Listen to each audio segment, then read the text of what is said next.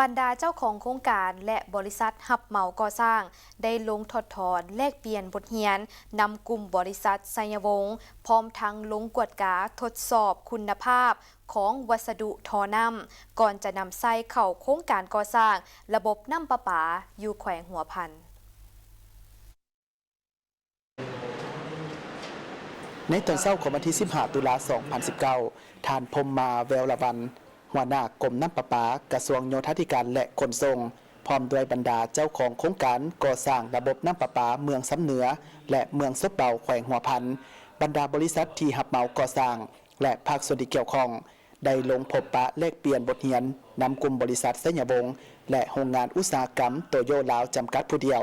ในนามที่เป็นเจ้าของโครงการเคยนำใส่ผลิตภัณฑ์วัสดุประเภทท่อน้ำของโรงงานดังกล่าวก็จะฝากไปให้ทางสังคมทั่วไปแล้วก็ผู้ให้ธุรกิจเกี่ยวข้องกับน้ำประปาบริษัทก่อสร้างบริษัทจำหน่ายเนาะก็อยากส่งเสริมผลิตภัณฑ์ลาวนั่นแหละโดยเฉพาะเป็นผลิตภัณฑ์ลาวที่เฮ็ดด้วยคนลาวได้ค้นคว้าได้บุกบืนด้วยคนลาวเฮาเนาะก็อยากให้ส่งเสริมโดยเฉพาะเป็นหลังจากที่พวกเขาได้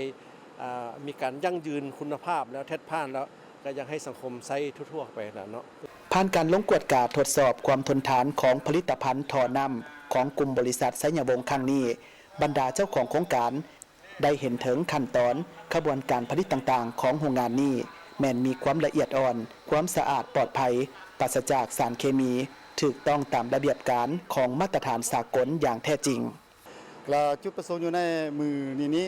แผนกโภคาพาเจ้าได้รับเกียรติเชิญจากกรมน้ำประปากระทรวงยทขและก็กลุ่มบริษัทไซยวงศ์ได้ให้มากวดกามาตรฐานระบบถอน้ำประปาที่จะนำใส่เข้าโครงการน้ำประปาเมืองซ้ำเหนือและเมืองโซเบาแขวงหัวพันและผ่านการกวดกาพวกเฮาก็ได้เห็นทางด้านคุณภาพของการผลิตถอของกลุ่มบริษัทไซยวงศ์เป็นตัวเป็นโรงงานผลิตถอตู้โยลาวนี้ที่ว่าเห็นว่าได้รับมาตรฐานดีพอสมควรและก็ได้อยู่ใน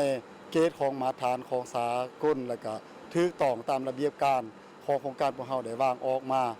สำหรับแขวงหัวพันในระยะที่ผ่านมาแม่นเคยได้นำใส่วัสดุท่อน้ำของกลุ่มบริษัทไซยวงศ์เข้าในโครงการก่อสร้างระบบน้ำประปาภายในแขวงและก็เห็นว่าวัสดุท่อน้ำโตโยนี้มีคุณภาพดีบ่มีการเปเพ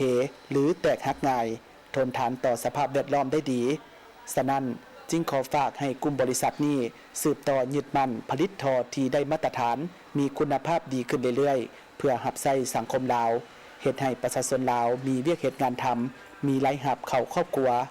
ให้สมกับคำเว้าที่ว่าลาวเฮ็ดลาวได้ลาวใช้ลาวเจริญ